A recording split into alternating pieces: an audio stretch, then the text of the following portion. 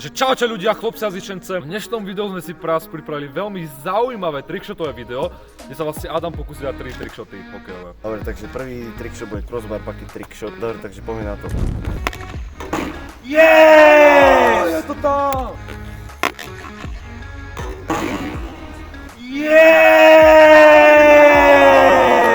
Je to tam! V prvom trickshote si nadvidím takto puk, takto spravím nejakú takú točku, nahodím si ho a musím trafiť ten puk, čo si nahodím. Dobre, takže ideme na to.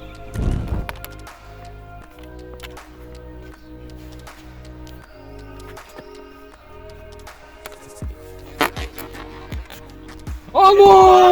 Dobre, takže ideme na posledný trickshot, že bude to vlastne Jonathan Toews trickshot.